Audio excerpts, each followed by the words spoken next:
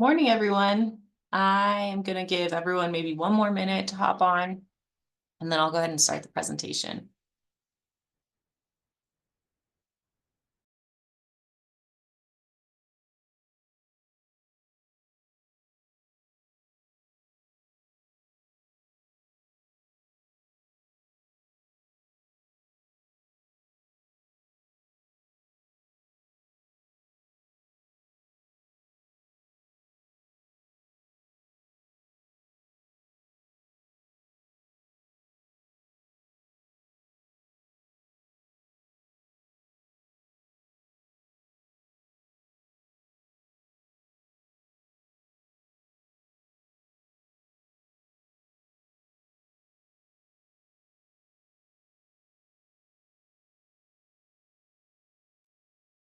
All right, it is 9:01, so I'm going to go ahead and start.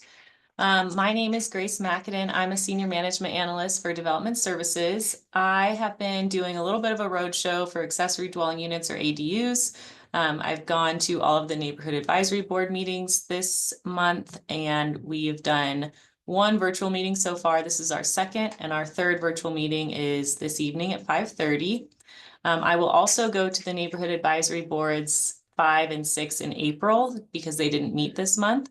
So just a heads up, if you'd like to see this presentation in person or you have more questions, those are the additional opportunities you'll have.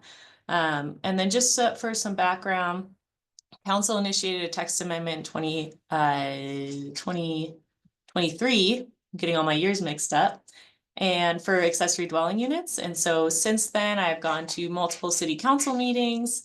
I've done multiple neighborhood meetings just to get feedback on what people would like to see in an ordinance. We did a survey that reached over 2,000 people. We finally have a draft ordinance, and so that's what this outreach is for, to get that draft ordinance out to the public. At the format of this meeting is I'll go ahead and go through my presentation, and then at the end we will have some time available for questions, concerns, comments, and we also have Spanish assistance available at this meeting. So if you have any questions and you would prefer to ask them in Spanish, feel free, and we will have someone available to translate those questions. All right, I'm going to go ahead and get started. So first things first, I wanted to back up a little bit. What is an ADU or accessory dwelling unit? I think that just so that we're all on the same page here, an accessory dwelling unit is a secondary housing unit that shares a lot with a larger primary home. So it's accessory in nature to a single family home. You really wouldn't see a lot that just has a bunch of accessory dwelling units on them. You have to have that primary home in order to establish an ADU. And then this image on the right I like because it kind of shows different ways you might see an ADU. A lot of people just think of them traditionally in the backyard, maybe a little cottage or something. But this shows maybe it's a garage conversion, maybe it's above the garage or in the basement or attic. And so there might be forms of an ADU that you won't even see. And so the impacts for those are really minimal. So like I said, this is just a draft. I don't want anyone to think this is what we're adopting, this is the law. I can go apply for a permit tomorrow and they'll allow my ADU. Nothing is adopted yet. We don't have plans to go to city council until the end of summer for this adoption. So this process is really to get as much feedback as we can, so that, we can change this draft before we bring it to council for adoption. So if you have major concerns or questions, now's the time to bring them up so that we can make those edits. Really quickly, actually, that format of changing some of these things, you won't see those changes instantly. My plan is to actually provide all of these comments to city council and maybe a spreadsheet or something. So this draft will go to council for feedback, and then all of your comments as well. So if we see certain trends of comments, which I'll go through later in the presentation, of some comments and concerns that have been coming up repeatedly, then council will see those and say, okay, maybe we should make those changes at that point. All right, so the first thing we thought when making this draft ordinance was, where should ADUs be allowed? Because they're accessory in nature to a single family home, it made sense to us to make them allowed, or to allow them in every zoning district where a single family home is allowed. So those zoning districts are everywhere where a single family home or single family detached homes are permitted. Next, we wanted to look at lot size. So through past draft ordinances, and then when we did research on some other jurisdictions, a lot of them regulate the size of the lot where these ADUs would be allowed. Some of them actually don't regulate that, but we thought it might be a good step. And direction from council was to start at that 9,000 square feet. This is something I've actually received a lot of feedback on of we think 9,000 square feet is too large and people think we should actually lower that. So I wanted to provide some images of what 9,000 square feet actually looks like. So you guys can start picturing where maybe ADUs would be permitted if that 9,000 square foot minimum holds. Here's an example on the corner of California and Arlington. You can see most of these lots are actually too small, so they would not permit an ADU based on the draft today. The only lot that's large enough is actually a commercial lot at 14,000 square feet. So this is an area, it is an infill area, but the lot sizes would be too small to permit those ADUs. Here's another area, it's north of Plum. You can see marsh on the left-hand side of your screen.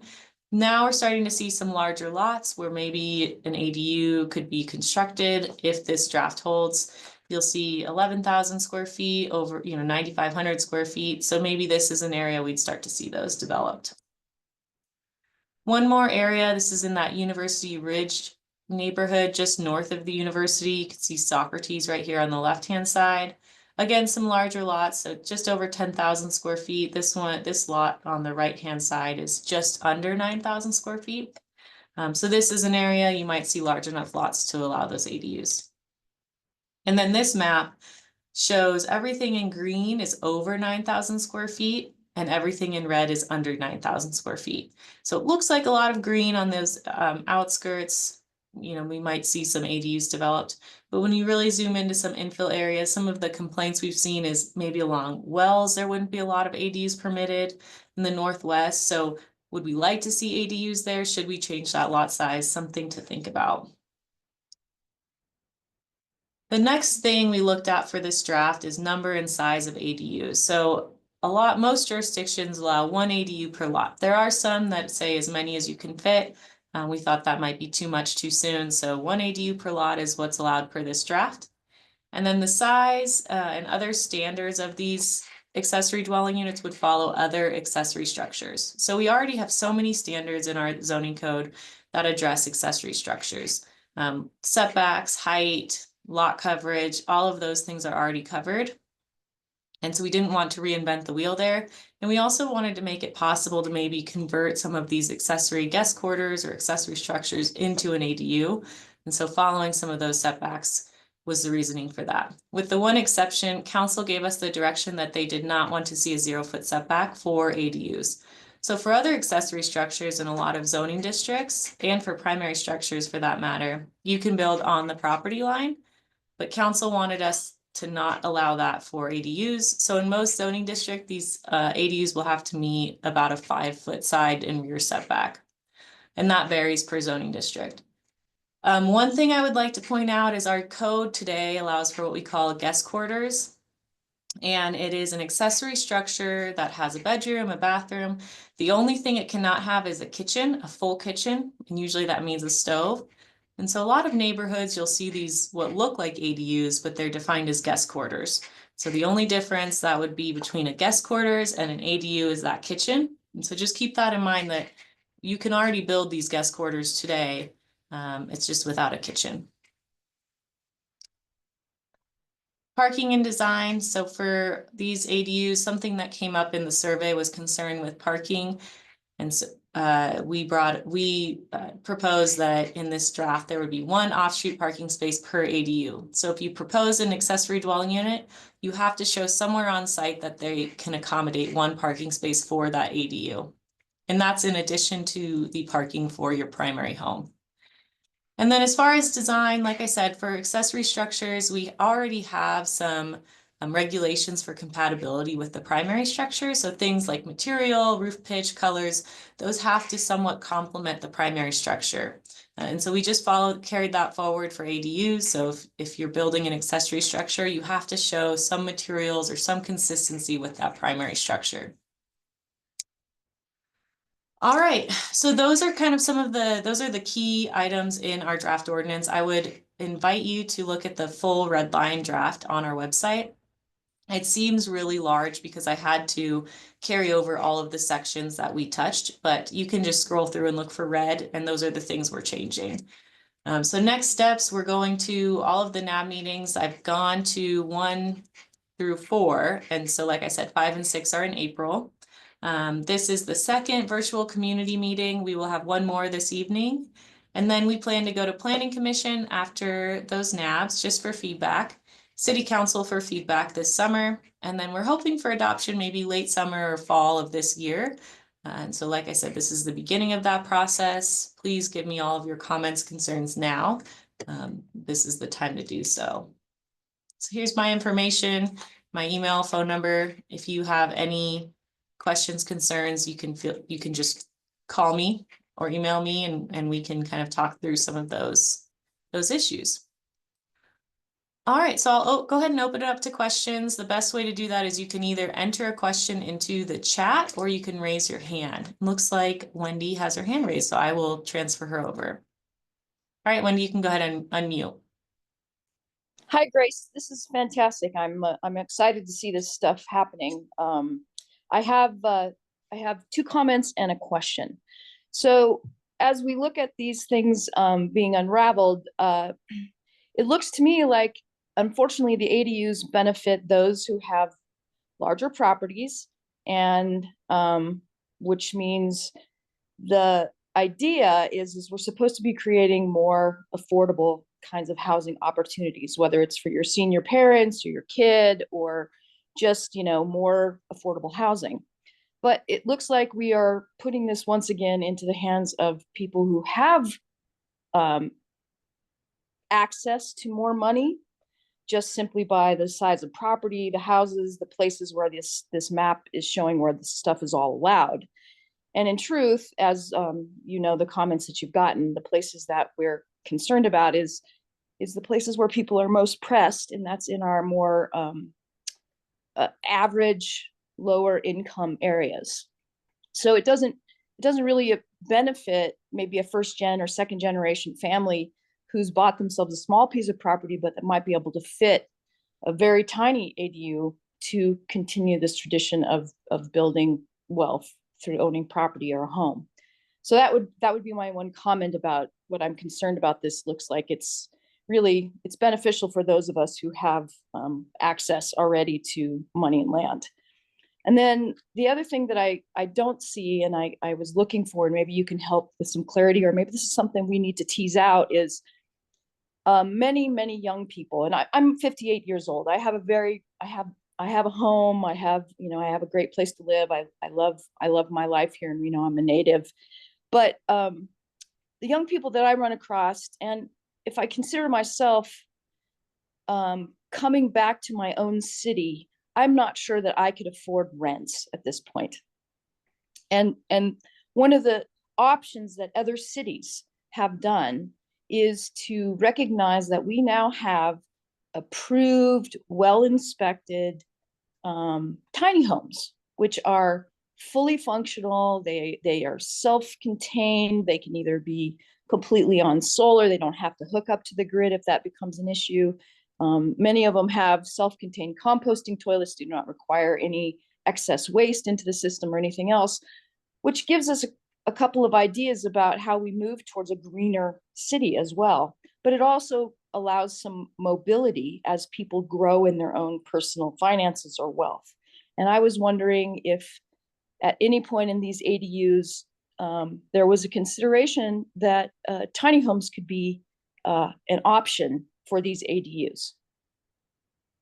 Sure. So let me back up to the first part of your comment. As far as the location or the lot size requirements, I would urge you to provide your comments in writing to me so I can add them to that spreadsheet. I will also add any verbal comments, but it's just easier for council to look at that and see that we do have support Absolutely. to lower that lot size. As far as the tiny, go ahead. As far as no, I agree. Yeah, sorry. Okay, sorry. As far as the tiny home question, so there's a couple different A couple different points I'd like to hit on. So most tiny homes are pre-manufactured, pre-put together, I guess. And those have to go through the state manufactured housing division. The city actually does not usually step foot in a manufactured home. So the state manufactured housing division, they make sure that they can withstand our wind load, our snow load, that they're built Right. to our standards. And so we do allow for those manufactured homes anywhere a single family home is allowed, as long as they're approved by the manufactured housing division. And I can't speak for them as far as, what thing or, what they would allow in a manufactured home. I think sometimes they are very particular with the person who constructs it or the factory it comes from. So those are things that we'll have to work through with the manufactured housing division. I know a lot of jurisdictions are pushing those pre-manufactured ADUs just because they're cheaper. They're a lot of times better looking just because you can control kind of what they look like and the design of them. Yes, yes, And they're yes, they're agreed, they're agreed. quicker to put on lots. So that's something we would have to work through the manufactured housing division. And then as far as the like fully sustainable with the solar and the compostable toilets, those are issues with our building department. You wouldn't be able to, for this ordinance, you would not be able to just pull maybe like an RV or a trailer into the backyard and consider it an ADU. Some of those reasons Right, are, we have to make sure that the person right. living I there. agree. Right. It's not an RV. And there is, I mean, I know they're considered RVs by the Manufacturing Home Association and our state, but we have seen a lot of movement. I've been looking at what Portland has done, what Arizona has done, what New Mexico has done. And it is, you're right, they're better looking. They have good solid standards because of construction, because they have to have wind shear and snow load and all those kinds of things. I'm just looking at the overall picture of, we have our regional plan that at one point we were actually talking about trying to make our study a little bit greener. And this is a great way for us to kind of ease into those options. And if that requires working in all these siloed agencies to get them to come to the table, I'm guessing because we're working on this right now, this would be the time to have those conversations. And I agree with you. I mean, I don't want to see this turn into RVs being Right. considered ADUs for any of those reasons that we know that can be abused. But tiny homes are a different structure, and we haven't yet really done a good job of understanding, how to make those work within, the new housing crisis that we're experiencing. And so I would like to see, this is a great opportunity to start that conversation that then by the time that this gets rolled out, we actually have some good standards that say, hey, these 5 manufacturers we will accept. We've gone through it. The agencies have looked at it. They approve of these units, whatever. I mean, this is a great time to do that because then it allows the speed of getting people into homes more affordable, because we are going to continue to need that desperately in our city, and we all know it. Yes, I agree. I would say, provide that to me as a comment as well. There's some jurisdictions doing some pre-constructed plans where you can come in and you could say, I want that or I want that home as an ADU, and so you don't have to provide plans at all. Right now, what we're looking to do is get this ordinance passed. We've received a lot of pushback in the past when we propose ADUs, and so we're trying to find that middle ground so we can see what most people agree on. I don't know how council will feel if we provide for those like pre-approved plans. So we want to get this ordinance passed first and then maybe explore pre-approved plans, pre-approved manufactured homes that could be ADUs and maybe not ADUs, maybe just single family homes or multifamily homes that are pre-approved. So we'd like to get this ordinance passed to at least allow ADUs and then explore those pre-approved options as well. Fair enough. Fair enough. Thank you. Thank you for that. I will include my comments, however. Thank you. Thank you, Wendy. All right. Do we have any other questions? Let me check the chat. I don't see any hands raised. I don't see anyone in the chat. Lauren, am I missing anything? You have 2 that just raised their hands. Oh, thanks. It's tough to keep track of all of you. All right, Audrey, go ahead. You should be able to unmute. Good morning. Thanks for your presentation, Grace. I guess I don't have really any questions at this point. I just wanted to kind of voice, my support for the ordinance overall.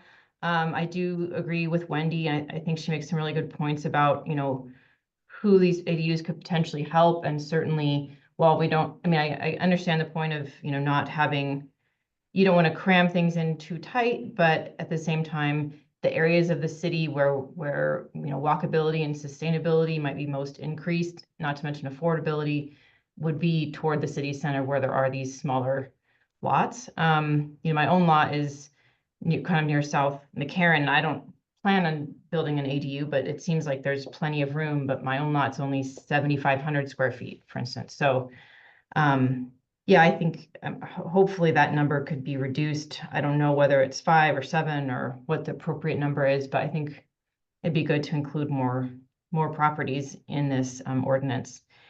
And can you just remind us the best way to provide comment to you, just by email, or is there a link on this, just your email? Okay. My email, and then we also have a link on the website that you can provide. It's like a form that you can provide public comment through as well.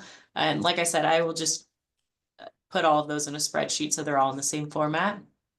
And that's kind of why we wanted to map the lot sizes to say, yeah, it looks like there's a lot of green, but the areas of infill maybe are mostly red. So to provide that visual, 9,000 square feet maybe seems like a lot, or it doesn't seem like a lot. But, some of these lots, I think, show that that might be a little too much. Yeah. Yeah, I think it's great to have ADUs out in Cold Springs, but I think, there's a lot of people in the middle of town too. So, Right. all right, well, thank you for your presentation, and yeah, hope we keep moving forward. Thank you so much for coming. All right, let's see. Danny, you should be able to unmute on your end. Okay, thank you. Excellent presentation. I really appreciate being able to attend this virtually. I do have a question. So I'm in Sparks, senior planner at Sparks, and we're somewhat cognizant of increasing densities where density had not been located nor planned to be located, such as single family zoning districts. And the limitations and constraints of the infrastructure that we have, Tumwar, for example, and others. Is this something that your folks have looked at or studied at this point? Yeah, that's been a question we've got a couple times as far as infrastructure. The good thing, like I said, you could today build a guest quarters in all of these zones with a bathroom, with 5 bathrooms, and we wouldn't really be able to look at it. With these ADUs, they will be a separate dwelling unit. So they will get, they pay their impact fees, they get a will serve letter, they get kind of those items that we would look at for each dwelling unit. And the impacts between a guest quarters and an ADU are fairly nominal. So it allows us to get those impact fees, and it also allows us to look at some of those items with those will serves. And then there's also kind of the point of, in these infill areas, we already have sewer, we have those utilities. And so it's a little bit easier to expand those or to build off of those as opposed to maybe some sprawl where you have to build brand new ones in. So I think we've definitely, through our different departments, we've talked about increasing the density in some of these infill areas, and that's preferred as opposed to in some of these outskirts. And it is still very expensive to build, so this will, if we see these ADUs, it would be an incremental change. We're not going to see 10 on a block. I mean, it will be incremental, and then maybe in the future we come up with some of those pre-approved plans to help encourage the development of some of these ADUs, but it's really in areas that we'd like to see density anyways. And so we're not concerned about the infrastructure. Thank you. Mm-hmm. Any other questions? I thought I had seen, oh, Anne. All right, Anne, go ahead. You should be able to unmute. Hi, can you hear me? Yes. Are they limited to a single story, or can 2-story units be constructed? They can be two-story, so it's dependent on the zoning district will regulate the height of those. And so if the most accessory structure standards in most zones allow them to go up to 2 stories.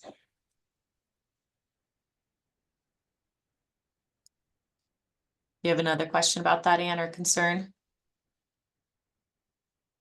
Nope, that's good. Thank you. Any other questions? I don't see any, Grace, but Rebecca, you did have your hand raised. Maybe just give you another minute to see if you lowered it or if we maybe accidentally lowered it. Oh, I see Wendy too. Wendy, did you have another comment? I did, and I think I just want to circle back, and I'm sure I'm going to belabor this point because this has, you pick a thing and then you decide if that thing's going to be the thing you focus on. But, the planner that asked the question about infrastructure, that's exactly my point with these self-contained units. I think I'm not sure we've explored enough of that, and I think it's really important. I mean, we immediately went to the idea of being an RV or a trailer, and things have changed a lot with these tiny homes, and I really do think that infrastructure-wise, that's the other thing. Tumwa can't. I mean, we can hook up water, but the sewer hookups, I know what it costs to hook up sewers. It's really super expensive. I mean, what we're trying to do is get people into homes where it's affordable, where they look good, they fit the neighborhood, but it adjusts to what's happening with the influx that we have in our city. And one of the things that I would like to stress is this idea that a tiny home it can take its wheels off and have a deck built around it. But if it should ever need to be moved, instead of it turning into, major reconstruction or all of those other costs and removing infrastructure and, all of those things are self-contained units. And I'm really, and I will provide a lot of information to you for this as well, so we can consider this. But I think that could solve some of those immediate concerns that we have, so we don't end up with a bunch of sprawl. So we don't continue to do the thing that we are all hard pressed for, and that is we are having a hard time keeping up with our infrastructure. So that's just my comment. Definitely. No, I would say I'll meet with our building department and try to set up a meeting with Manufactured Housing Division and just see what we would need to put something like that into place. And then I'll propose that to council as, hey, look, we've got these comments and ideas, and see if that's something they'd like to pursue as well. Appreciate it. Thank you. Thank you. All right, I don't see any other comments. I will just pull up my email and phone number if you'd like to take a picture of that screen. And I'm just gonna check the chat. All right, looks like we're good. So like I said, if you have any questions, comments after the fact, please feel free to call me, email me, send me your comments so that I can provide them to our council. Ultimately, they'll make the decision. And like I said, I will not make any changes until council sees this draft. So feel free to provide those comments at this point. And I hope to see you guys at some of the in-person meetings as well, just to provide your comments, and have a great rest of your day.